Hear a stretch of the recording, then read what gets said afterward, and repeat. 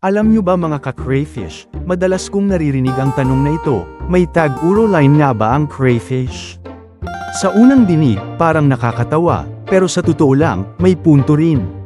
Kung pamilyar kayo sa anime na Yu Yu Hakusho, si Taguro ay kilala bilang isang karakter na sobrang lakas, tila walang tatalo. Kaya kapag sinabing Taguro line, parang ibig sabihin, isang lahi o bloodline ng crayfish na matitibay, mabilis lumaki, at agresibo pa.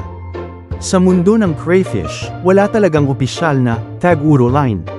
Pero may mga hobbyist na gumagamit ng term na Taguro line bilang nickname para sa mga lahi ng crayfish na nakitaan nila ng kakaibang katangian, tulad ng mas mabilis mag-molt, mas matingkad na kulay, o kaya mas matibay sa pagbabago ng tubig.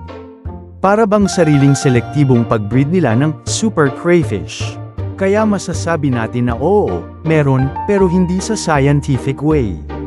Parang local term lang ito na ginagamit ng mga crayfish enthusiasts bilang simbolo ng matitibay at malalakas na linya ng crayfish na parang si Taguro. Ikaw, ka-crayfish, baka naman may sariling Taguro line ka rin dyan sa setup mo.